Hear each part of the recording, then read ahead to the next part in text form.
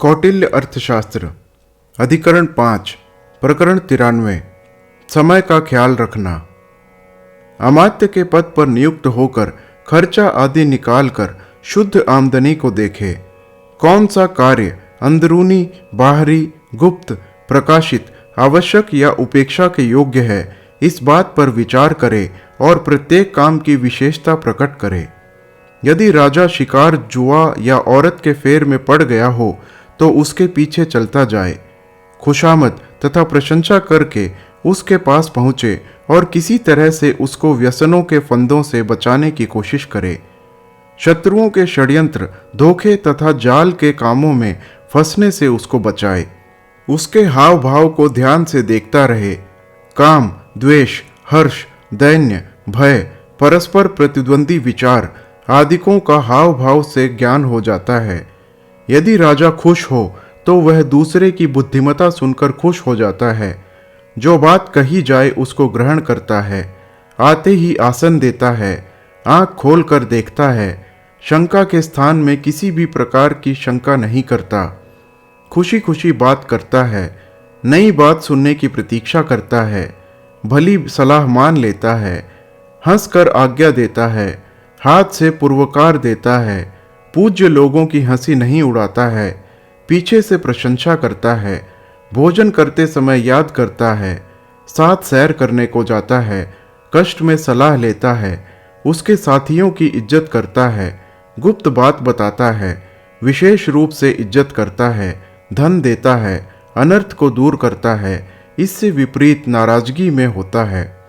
दृष्टांत स्वरूप देखते ही गुस्सा करने लगता है, बात नहीं सुनता तथा बात कहने से रोक देता है, आंख उठाकर नहीं देखता तथा आसन नहीं देता, एक आंख से देखता है और भौवों को चढ़ा लेता है, स्थान में स्वेद, श्वास, मुस्कुराहट प्रकट करता है, अंदर अंदर बुड़बुड़ाने लगता है, एकदम से उठकर चल देता है, शरीर या जमीन को खुरचने लगता है, दूसरों को तंग करता है, विद्या, वर्ण तथा देश की निंदा करता है, समान दोष वाले साथी की बुराई, भिन्न दोष वाले व्यक्ति का उपहास, बुराई की प्रशंसा, अच्छे काम की ओर न ध्यान देना, बुरे काम को याद दिलाना, आए हुए पर ध्यान न देना, बेपरवाही, झूठ बोलना, दर्शकों की बात न सुनना आदि बातों को करता है।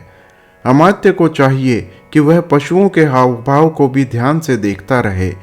कात्यायन, यह तो बड़े ऊंचे से खींच रहा है। कनिष्क भारद्वाज, क्रोच वाई और उड़ गया। चरायण, तिनका लंबा है। घोटमुख, सीढ़ी या धोती ठंडी पड़ गई। किजल्क, हाथी पर पानी डाल रहा है। पिशुन, रथ तथा घोड़ा अच्छा है और पिशुन पुत्र, पर्दे में कुत्ते हैं इत्यादि वाक्यों के द्वारा राजा को उचित काम पर प्रेरित करने के लिए सलाह देते हैं। यदि राजा अर्थ तथा मान से इज्जत ना करे तो उसका परित्याग कर दिया जाए। राजा के स्वभाव तथा अपने दोष को देखकर वह अपने दोष को दूर करे और किसी मित्र राजा का सहारा ले। वहां पर रहता हुआ अपने पुराने स्वामी के दोषों को मित्रों के द्वारा दूर करने का यत्न करे। इसके बाद स्वामी के जीते हुए ही या मर जाने पर स्वदेश में पुनः लौट आवे।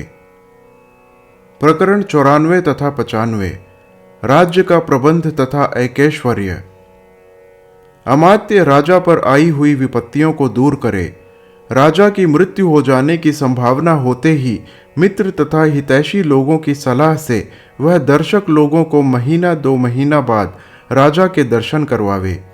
आज कल राजा देश पीड़ा को दूर करने वाले, आयु बढ़ाने वाले, पुत्र देने वाले कामों को करता है। यह बहाना बनाकर आवश्यक समयों में प्रजा को राजा का भेष बनाए हुए किसी दूसरे व्यक्ति का दर्शन करवाए। मित्र, शत्रु तथा दूतों के साथ भी इसी चाल को चला जाए। अमात्य ही उनके साथ यथोचित बातचीत करे। अमात्य के द्वारा ही वह राजा को सूचना पहुंचा सकें। दौवारिकों तथा अंतर्वैशिकों के द्वारा राजा की आज्ञाओं की सूचना दे। हानिकारक लोगों के प्रति प्रसन्नता या नाराजगी अप्रत्यक्ष रूप से प्रकट की जाए। कई लोगों का मत है कि अपकार करने वालों के प्रति प्रसन्नता ही दिखाई जाए।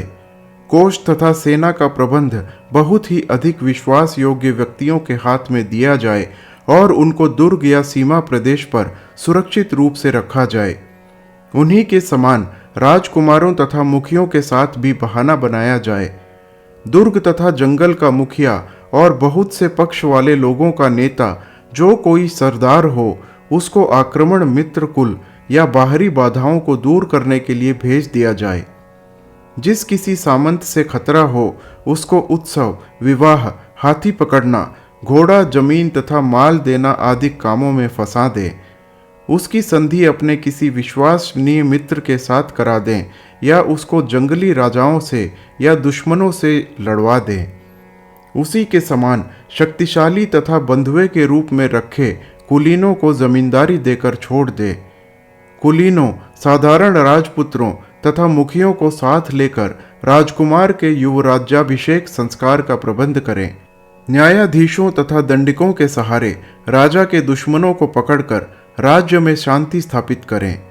यदि सामंतादिकों में से कोई भी मुखिया राजा के विरुद्ध उठ खड़ा हो तो आइए हम आपको ही राजा बना देते हैं, यह कहकर उसको बुलावे तथा पकड़कर मरवा दें या उसको राष्ट्रीय आपत्तियों के दूर करने पर नियुक्त करें। क्रमशः युवराज पर राज्य का भार डालकर राजा की बीमारी का हाल उस पर प्रकट करें। यह तो हुई घरेलू नीति। विदेशी नीति तो यह होनी चाहिए कि राजा विषयक विपत्ति के पड़ते ही दिखावे में दुश्मन बने हुए किसी भी घने दोस्त की संधि शत्रु के साथ करवा दी जाए। शत्रु के दुर्ग में उसके सामंतों को किसी तरीके से बसा दे। राजकुमार का अभिषेक संस्कार करें तथा उसके बाद उसके साथ झगड़े। यदि शत्रु राष्ट्र पर आक्रमण कर दे तो उसका यथोचित उपाय करें। कौटिल्य का मत है कि अमात्य उपरलिखित प्रकार से राजा की प्रभुत्व शक्ति का प्रयोग करें, परंतु भारद्वाज इस युक्ति के पक्ष में नहीं है। उनका मत है कि राजा के बीमार पड़ते ही या मरने का भय होते ही कुलीनों, राजकुमारों तथा मुखियों को आपस में लड़ा दे और फिर उनको क्रमशः प्रजा में गदर करवा कर मरवा दे, या कुलीनों, कुमारों तथा मुखियों को चुपके से मरवा कर राज्य को स्वयं संभाल बैठे। राज्य ही एक ऐसी चीज है जिसकी खातिर पिता पुत्र का और पुत्र पिता का दुश्मन हो जाता है। राजा की संपूर्ण प्रभुत्व शक्ति को काम करने में लाने वाले अमात्य का तो कहना ही क्या है। मुंह में आए गिरास को कौन छोड़ता है। जो आई हुई लक्ष्मी को छोड़ दे तो लक्ष्मी उससे नाराज हो जाती है। यह एक लोक प्रवाद है। मौके की ताक में बैठे हुए मनुष्य को एक बार ही मौका मिलता है। यदि वह फिर मौका ढूंढे तो मौका उसके हाथ में नहीं आता। परंतु कौटिल्य को भारद्वाज की बात पसंद नहीं है। उसका विचार है कि लोगों में गदर करवाकर किसी को मरवाना पाप काम है और यह कोई नियम भी तो नहीं है कि लोग अवश्य ही गदर कर देंगे। इससे तो अच्छा यह है कि अमात्य के गुण से युक्त राजकुमार को राजगद्दी पर बैठा दे। यदि कोई भी राजकुमार राज्य कार्य के लिए समर्थ ना हो तो किसी भोग विलास प्रिय राजकुमार, राजकन्या या गर्भिणी रानी को आगे करके महामात्र लोगों के गुट को कहे कि यह तो मामला है, अपने घराने की ओर तथा पिता की ओर देखिए। यह तो एकमात्र बहाना है, असली में तो आप लोग ही मालिक हैं। आप ही बतावें कि इस मामले में क्या किया जाए।